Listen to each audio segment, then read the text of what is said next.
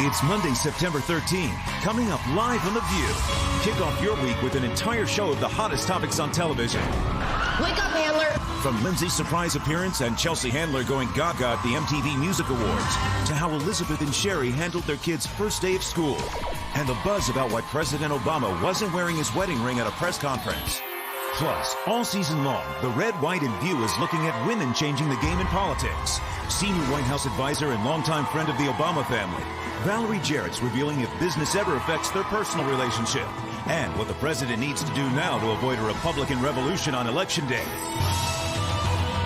Then, Nancy Grace is laying down swift justice on the latest celebs behaving badly, and all of the most shocking crimes in the headlines. All that, hot topics, and more, coming up live on The View.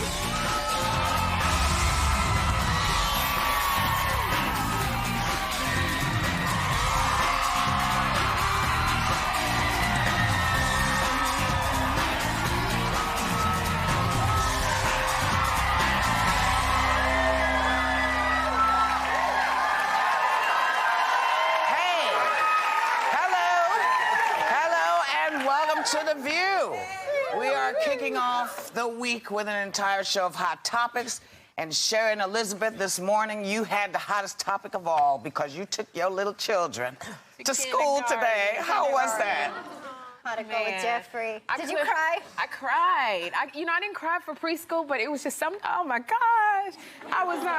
Look, you're gonna cry now. Yeah, because I was taking him to kindergarten, and it was just like I tried to wipe his face, and he went, "Mom, come on!" And I'm like, you're my little baby, and I felt like I just felt like I was losing my baby, and it was this big boy, and he ran, and I'm standing there crying at the elevator, and this woman with really big breasts grabbed me.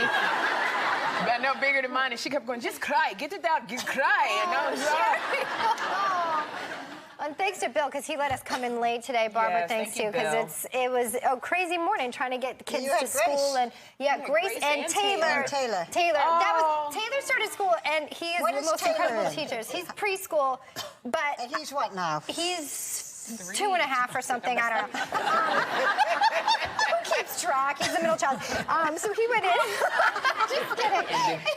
He loves his teachers, and I thought, okay, he's not going to love anything more than them. And he comes out. I could not peel him away from the butler. He stood there. This was like a 20-minute process. He was like his first experience of like, this is mine at school, and I can get my cup and put it, because they make you do cups now because no one's sucking on the water fountain like we used to.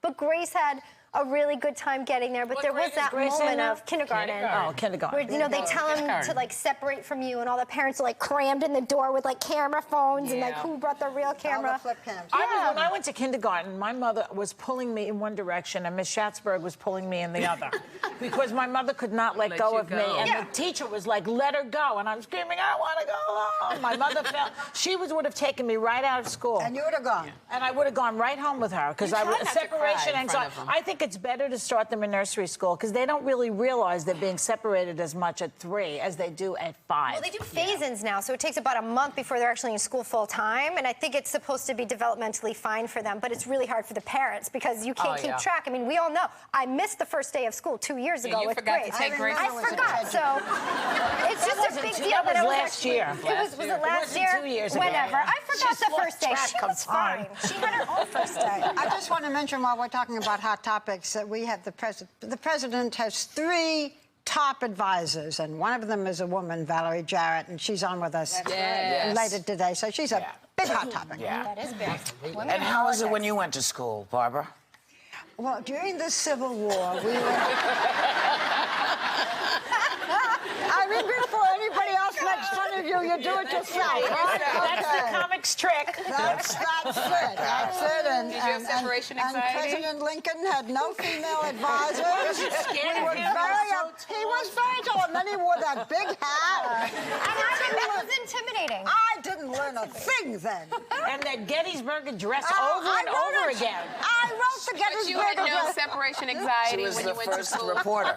It's her byline on the paper. Well, I went to 3 different high schools in my 4 years of high school, so I had not separation anxiety. I had, getting belonging anxiety, which I think a lot of us. You went through that. Well, I left very willingly when my mom took me to the nursery school because I actually wanted to go because I could see other kids in the yard. And apparently I was like, and she was like, do you think you could first walk first? Let's get you walking before we take... And I got down there, and it was just like, hey. How do you think your mom was? I mean, my mom was great because, great. you know, I tell you, she was really brilliant and a teacher and a preschool teacher. Right. So nursery schools were always very important to her because she felt that it was the one place kids had freedom from their parents. Were you funny? As a little tiny kid? Yeah. Did you do the, you know, the different people and... No, but I grew up in a household where my mother and her cousin, that's how they talked all the time. They always talked in dialects. So sometimes it was the Jewish ladies, sometimes it was the Italian ladies. They talked in dialect since I was born. Yeah. And they were very funny. And my brother, who you'd never know, is hysterical. But we got it all from them. But I liked nursery school. My daughter did too. I put her on the bus at 2.5, and my mother was like, "What are you crazy? What are you doing? She's a baby." Very Italian, you know. So I said, "No, she loves it. She loved it." There's Play-Doh, there's glitter, there's glue. You can do it all. And there's no one saying, "No, you can't do this." Right. I mean, you know. When I was little, my mom put paper up on the walls because she knew kids with a crayon. And sometimes it's too inviting if there's a white wall. So she put what do you call it, butcher paper along the wall, so I could draw on the walls. And I knew if it was white, don't do it. If there was the brown paper, I knew I could do it. She was very cool. So I drew on everything. And boy, when I got to school, they were like, "Yeah, go ahead and draw." I was like, "Yeah!" And drew and threw paint and played all in my hair and stuff. It was really fun. The one thing I just want to say, when we were driving, we moved a little bit further away, Jeffrey and I, so we had to take a cab to school, and we're driving. I'm going, "You're such a big boy," and I'm ready to cry because he's a big boy. And he goes, "Mommy, I got to go potty right now." And like we're in the middle of Central Park in a cab. So I take him out, and I'm bending down trying to hold his little thing. That's the thing about having a boy. You can pee anywhere. And had to get, you know, in the middle of Central Park. Why were you holding it? Well, no, I'm holding his jeans. I'm telling him, no. Oh, God. Yeah. No, he was holding it. I'm holding his jeans, and I kept saying, "Water the plants, Jeffrey, water the plants," so he can aim. That kills the plants. Maybe not for the show, but when did you start? Did you start in the morning? I think I saw you. I almost had you arrested. Well, talking about being arrested, the MTV Video Music Awards were last night. And, of course, Lady Gaga was dressed for the occasion. That was one of her occasions.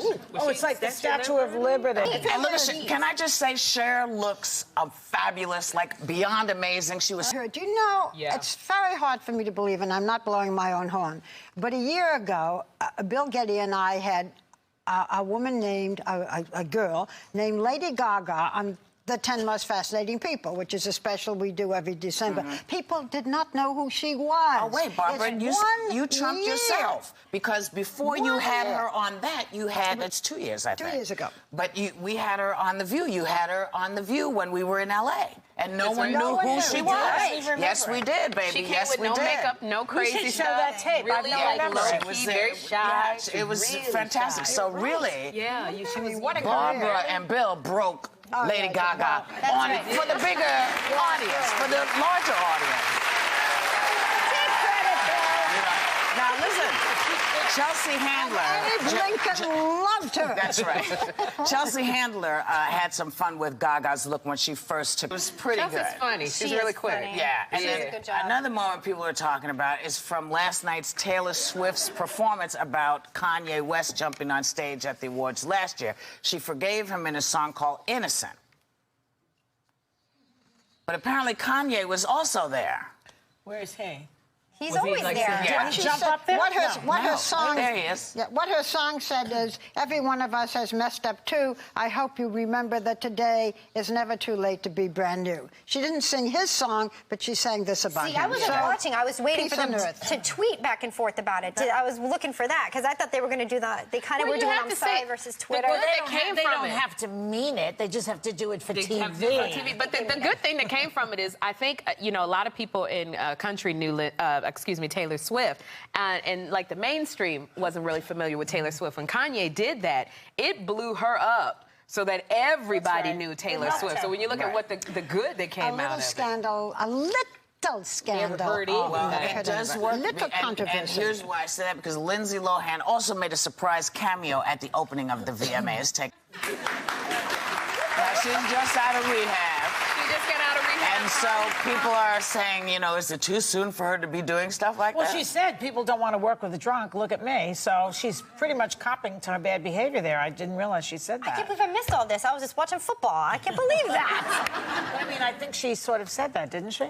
Well, I mean, I guess I guess it's good to show a sense of humor right after you get out of rehab. Yeah, if you're famous, it is. And then we have to see what the future brings for her. Right. Yeah. Now, the future has brought many strange things to many odd people, like Paris Hilton, who was recently arrested for cocaine possession. She was photographed last week frolicking with her boyfriend on a Maui beach. But after she was released from jail in 2007, she made it seem like her partying days might be behind her on Larry King. Take a look. I feel like, you know, being in the spotlight, I have a platform where I can raise awareness for so many great causes and just do so much with this instead of, you know, superficial things like going out. I want to help raise money for kids and for breast cancer, multiple sclerosis, and my message. You get involved in all this? Yes. That's all right. Whoopi just gave me a note, and I threw it on the floor. You know. Now, wait a minute. Was this clip? She also said, being in jail, I'm going to figure out who I am. I have a new outlook on life. I talked to her a lot when she was in jail. She used to call. She was able to make a phone call through it, her mother. And she was going to really change her life and going to dedicate it to doing good works. And she's done some. Mm-hmm. Well, I mean, you know, back in the World Cup, remember she was arrested for allegedly smoking marijuana, but it turned out to be her friend, Jennifer. And then she was over in the French island of Corsica, and they stopped her because they suspected marijuana coming from the window, but then it turned out that It wasn't her? It wasn't her. And then she was arrested in Corsica. This is the one in Corsica because they found less than 0.8 grams of cocaine in her purse, but she thought it was in the gum wrapper. She's got this special she said passport. It wasn't her purse. So she's a second-hand druggie, is that it? Well, it seems like it was 2 marijuana possessions. I think it kind of follows her around. The drugs kind of follows people. Well, here's one good thing we can say about her. She was the celebrity ambassador for Songs for Sailors for the USO. Remember, she came to see us, and she was working for the USO. So maybe, you know, it's a slow turn, but maybe she's turning herself around. Who can say? We don't know, but what we do know for sure, that which we cannot question here on this show, is that we'll be right back with more Hot Topics.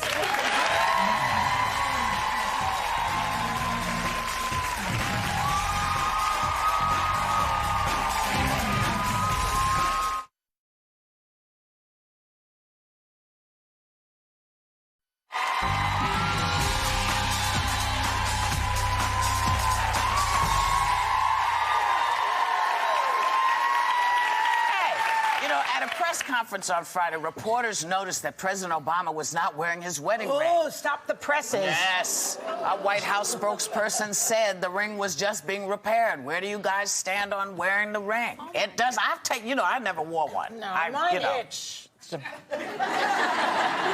seems like people who are married after they've been married a while tend to not put that ring on as much, whether your fingers swell up or whether you got stuff to do. Mm-hmm. Or like whether you've got somebody else. I mean, I don't know. Your husband, I'm sure, wears a wedding ring. Yeah, I mean, he takes it off sometimes to work out. But he wears it. Yes, as soon as he comes back, I'm putting that thing right back on his finger. But that's relatively new. I mean, for years, the woman wore the wedding ring because she was owned by the husband. And men didn't wear wedding rings. That's relatively But you would think that President Obama would know that the press would be all over this and wear a second ring. Or maybe he was like, get over it. I got to get my ring repaired. Maybe he ate too much salt. Who needs the stupid publicity? Maybe he got exercise. He looks like he's lost some weight. He probably had to cut down. They'll say not only doesn't he have a birth certificate, he doesn't have a marriage license. Just watch.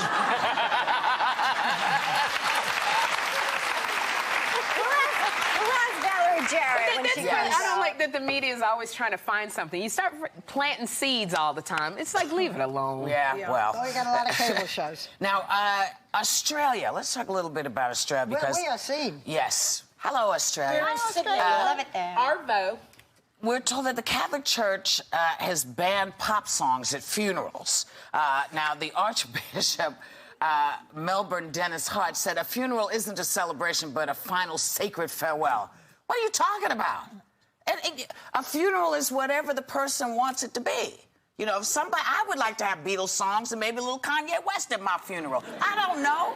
I mean, We'll hold you to that. Yes. For me, I'm sorry. Well, it's interesting because we have gotten to the point where more and more we say it's time to celebrate life. In part because we don't want people to grieve that much, so celebrate instead of cry. I want them to do. They can't take that away from me. The way you wear your The way she wore her hat. Thank you, dear. Yeah. The way she carried sipped her tea. The whole thing is in the past tense. I want the whole thing. But these are the songs that they have most often at funerals, according to some survey. Top song was Frank Sinatra's version of My Way. And that's good for a funeral. Followed by Wonderful World by Louis Armstrong, Time to Say Goodbye by Andrea Bocelli and Sarah Brightman, and Unforgettable by Nat King Cole. There's also Always Look on the Bright Side of Life by Monty Python, and my favorite, Ding Dong, the Witch is Dead. When I went... That's what I want. I like that. You know, people say it's a celebration of life, and I always say at my funeral, I want you to come and I want you to be hollering and screaming and going, Lord Jesus, she was so good. Oh Jesus, I miss her so. I want the whole crying. I want the big lady with the fruit on her head running down the aisle. I want you speaking in tongues. What? I want the Speaking in tongues. Speaking in tongues. That's Well, what you're not gonna. You don't see now. You would only want that if you weren't there. See it. See? Well, I'll be watching. I want the whole pomp and circumstance. Everybody just. I think she's going to be watching this. I love that. I wish it was true. Well, people get upset if you don't have a funeral. People get very annoyed with you. Like, you know, the passing my mom just passed. We're not doing a funeral because she didn't want that. Did you do anything? No, we're taking her to Disneyland, man. That's what she wanted, you know? You said that the other day. I know. I was stunned by it. I thought, are they taking the body? Like Ronald Reagan's body, that body traveled more than my Aunt Rose did her whole life. They traveled with that body. We're not taking the body to Disneyland. He was still campaigning after he was dead. Well, wherever you think you might be, make sure you come back with us because we'll be right back with more Hot Topics.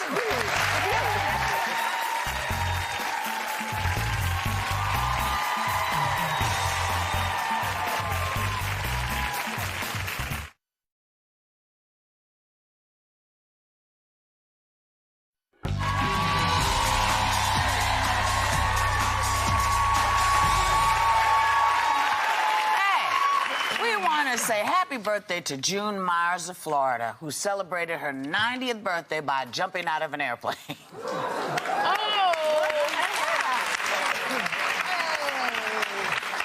And she went with her son. I think she went with her son and her daughter. No, that's her. That's her. Yeah, that's her. But where's her helmet? No helmet.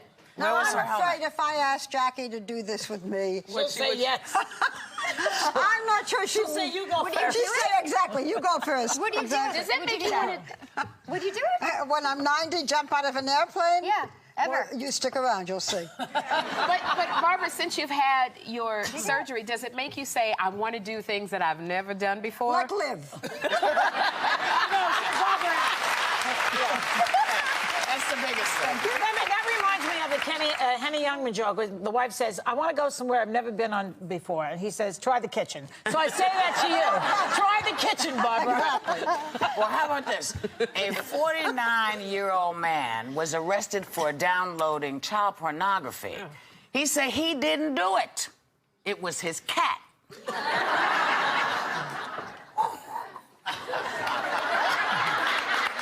Who apparently would jump up and down on the computer keyboard and somehow ended up downloading the porn and other strange things.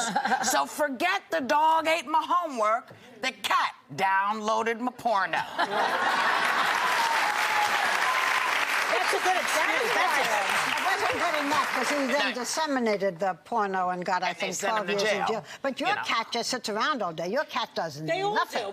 Listen, my cat is on email with people. My cat emails other people. I'll bring you some because his communication is very peculiar.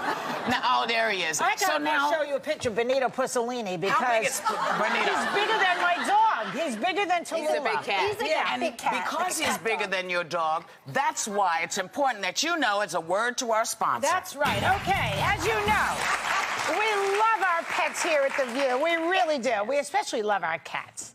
Together with our friends at Fancy Feast, we want to recognize that special relationship our viewers have with their little feline friends. Watch.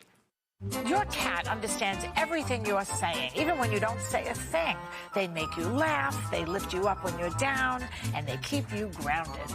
They are more than just our best friends.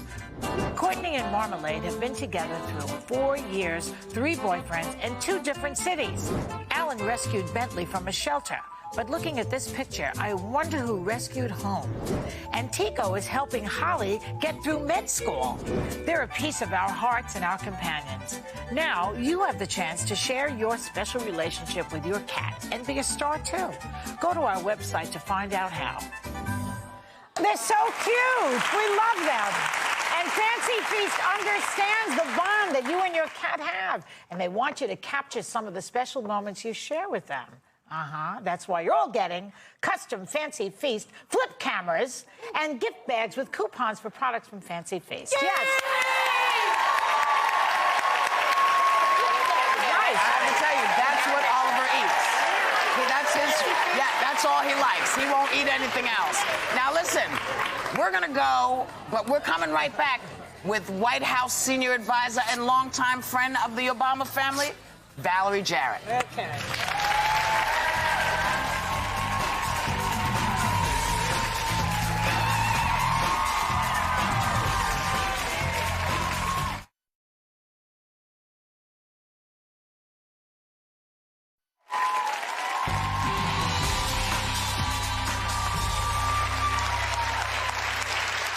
This past July, we were honored on The View to have President Barack Obama on the program. And this morning, we're delighted to have a woman who gives the president advice every day, and he usually takes it. Not the First Lady, but White House senior advisor, Valerie Jarrett, a dear friend of the Obama family for over 20 years.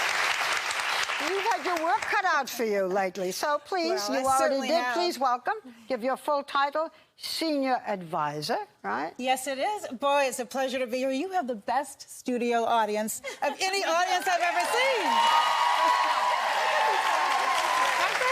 But I have to tell you, and I know we have serious things to talk about, but when you began the show and you were talking about sending your little ones to the first day of kindergarten, you made me feel so nostalgic. My daughter's 24, and so yes. I still remember the first day. But I have to. She just finished Harvard Law School, so thank you very much. She's pretty. Thank you. She's a slacker, mom. I was a single mom, so I have to tell you though, you think the first day of kindergarten is tough. Wait till the first day of college. Oh, really? That is really hard. Valerie. Oh, no, because kindergarten, they come home at the end of the day. Yeah. College, you know, they really move on with their life. We're not ready for that yet. They'll call you on a good day. Although they always say little girls really do stay. They never really leave. So I still talk to mine all the time and email her during the day. So you know what? My daughter actually insists on doing her own laundry and has for a very long time. She didn't like the way I did it. So that's kind of a, you know, that's a little clue. If you really mess it up, maybe they'll start to do it themselves. But I want to ask you, because because you're one of the president's 3 top advisors, Rahm Emanuel, David Axelrod, and you. But what exactly do you do? What areas do you advise? Do you know yet? Yes, what areas do you give them advice? I actually do. I'll tell you a number of areas. And one of the things I'm very proud of is, you know, the president during the campaign said it was very important for us to stay in touch with the American people and that we engage everybody from all over the country. And so my Office of Public Engagement does just that. We reach out all the time. We try to get good ideas, suggestions, advice. And we also try to communicate the president's agenda through that office. I also oversee the Office of Intergovernmental Affairs, and that's working with all the mayors and governors at the local level. And I began my public service, really, for many years in city government in Chicago. And so now I have a chance to work with our nation's mayors, and they're really the ones that are out on the front line with the governors and trying to serve. But do you give them advice every day and say, Mr. President, don't do this, do that? Well, I don't put it necessarily in terms of don't and do, but I do give him my counsel. And what's important to him is that it's just not my personal opinion, but it's informed by the American people, and that we spend a lot of time doing our homework and trying to gauge where they are and what their priorities are, particularly when you think about this really horrible condition that he inherited when he became president. So with the economic crisis and the healthcare crisis and the energy crisis and public education crisis in terms of how the United States was perceived around the world, this is really a tough time. He's criticized a lot for not focusing on jobs. He focused on health insurance. Does he regret that he didn't do it the other way around? Well, let me say this. Yeah. Don't you think it's important to have a president who can multitask? Sure. And so he did focus on the economy from day one. And if you think about it, Joy, when he took office, we were losing 750,000 jobs every single month. 4 million jobs in the last 6 months of the Bush administration. And now for the last 8 months, we've seen private sector growth.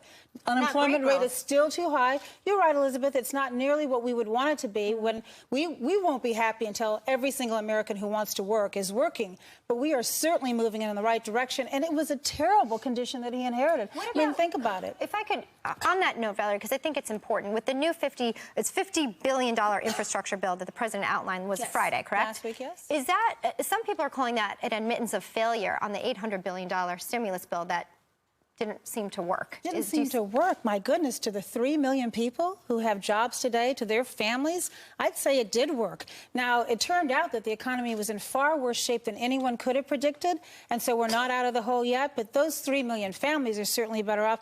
The millions of families whose jobs were saved as a result of our investment in the automotive industry, all of the small businesses on GM coming back. GM has come back. I don't hear enough from the Democrats tooting their own horn on that one. Well, help us tout it. You're absolutely right. Not just GM, but Chrysler and Ford. All 3 of them are now having profits for the first time in a decade. They're all doing well, and that's as a result of the steps he took. I want to move it around a little bit and ask about you. Oh, you had a really interesting background. You lived in Iran. You were born in Iran. Yes, I was. You lived in Iran for 5 years. Then you lived in London for 1 year.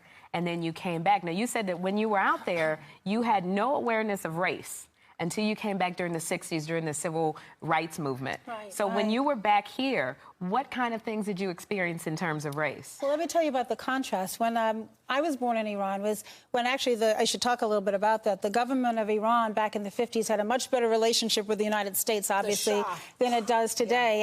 And the government was recruiting physicians from around the world, including the United States and Great Britain, to come and help start hospitals in some of the cities in Iran that didn't have hospitals. And so my parents, who are really adventuresome spirits, moved to Shiraz, Iran, and my father helped start the first hospital. In fact, I was the second baby born in that hospital.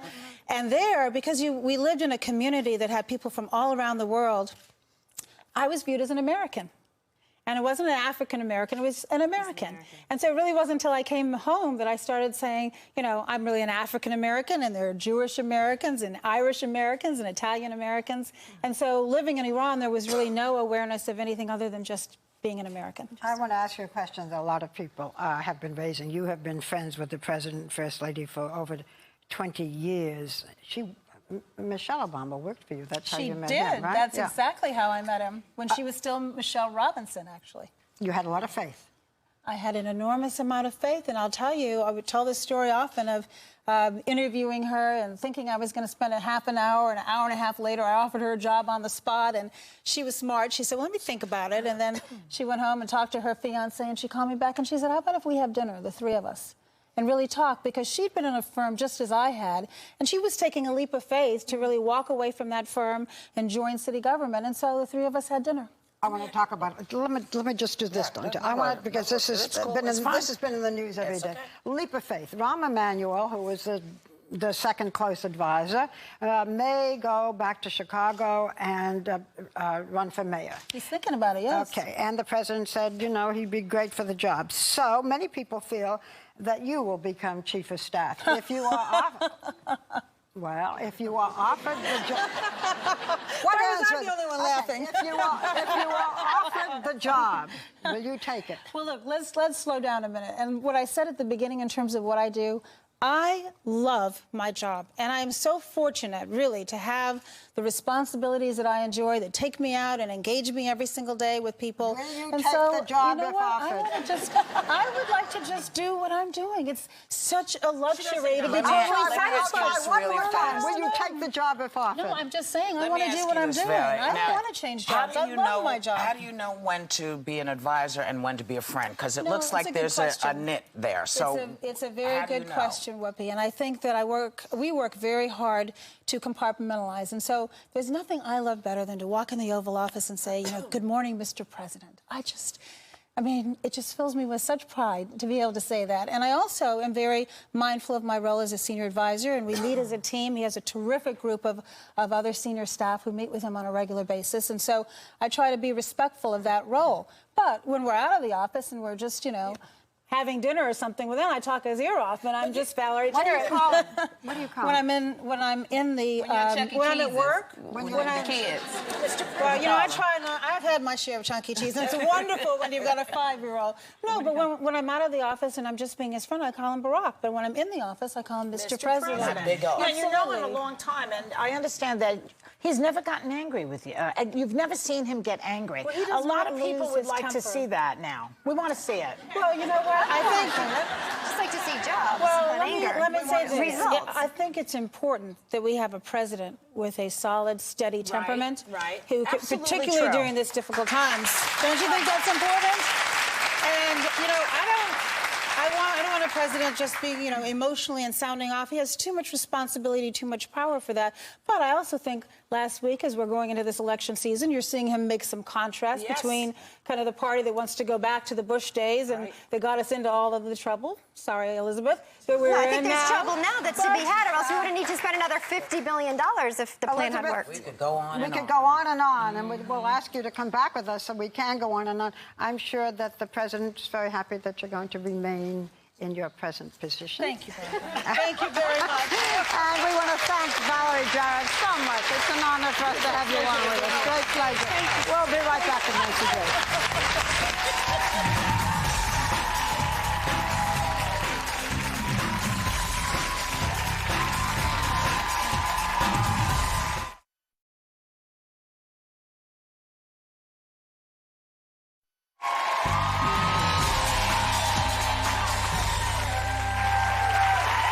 No one digs deeper into the crimes making headlines than our next guest. Please welcome back Nancy Grace. Welcome, Nancy.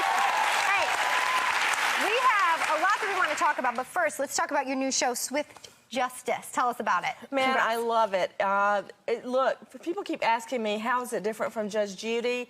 In no way can anybody replace or imitate her. You can't knock her off. You just can't. Right. So we're doing our own thing. There's no robe, no gavel, no pretend sheriff or backdrop, nothing like that. Wow. And we hear cases from all over the country, but we go beyond the litigants.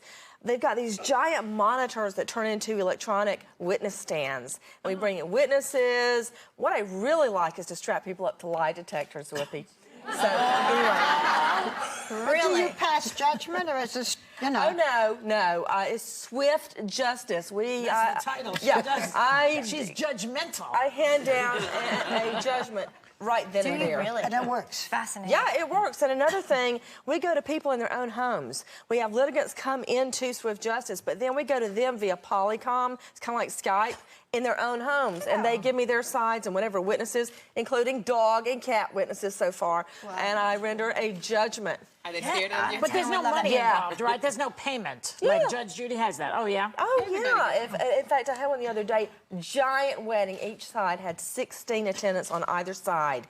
And the chef did one thing, burn the chicken wings. So then all the women, all their formals and their tiaras were cooking and serving the food. You know how mad the mother of the bride was? Mad. She was pretty mad. Hey, I want to get to some of the crime stories that are making news right now because it's what you do best, Nancy. Kyron Horman, missing 8-year-old boy out in Oregon. The most recent thing to happen in the disappearance of, he would be 8 years old this past week. School started this week, and they have left a seat open in the hopes that Kyron will come home. His parents are convinced he's alive and stashed away somewhere. All focus seems to be on the stepmother, Terry, right? Is that her name? Terry Horman. And I would say she brought that on herself since she apparently sexted naked photos of herself to a family friend immediately after the boy goes missing. So that tells you where her head was. And she dropped him off or was picking him up at school, right? What's the motive? Why would you have done it? Why do you ever hurt a child? Well, his divorce. dad filed for divorce from Terry, correct? Immediately after all of this happened, and got a restraining order against her that requires she keep away from guns and her own children. She's got another child.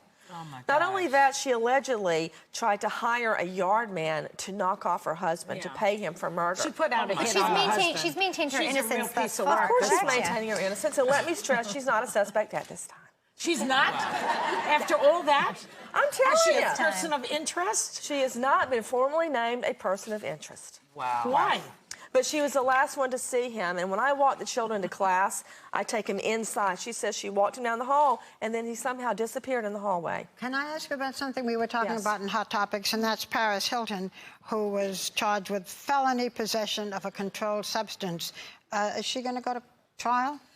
I doubt very seriously that she will go to trial, much less go to jail. How can you say you thought it was on a gum wrapper when it's all kinds of women over in other countries who say the same thing and they're in these prisons? It's a big fat lie. And not only that, at the World Cup, as you were pointing out, she was stopped for a pot and her friend took the fall. Well, why not go to trial? Because I think it will be resolved before that. I think it will be a lenient plea like every other celebrity. It is a blatant lie, and this is not the first time she's been caught with cocaine. Why are they easy on the celebrities? They don't want to make a fuss. They don't want the trouble. What is it? I don't know. Some celebrities do pay the price. I'd make sure I did the right thing in the case. Does this have like to do with her Vegas name? needs any more bad reputation? Is it because than she's a Hilton? I mean, she's a Hilton, so is there power in that? Because there's not, I mean, you see celebrities who do pay a price. Hilton that got kicked out of a hotel, the win. I would advise Paris to try to focus on something worthwhile, like getting her high school degree. In 2003, her father would not confirm she graduated from high school. I mean, come on, be an example. At least go get your GED, girl. I used to teach that. Maybe I could teach Paris. Please, Verbal subject agreements. Just throw me a bone. Segment. So I want to talk about, we got the former survivor. I don't think you're going to have time. Oh, gosh, okay. He did it. Swift justice.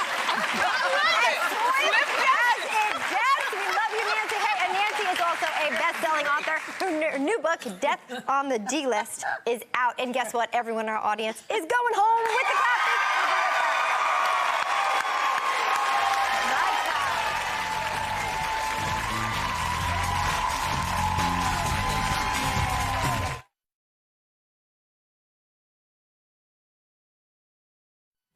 Hey, listen, have a great day. Take a little time to enjoy the view. You guys are funny. You guys are funny.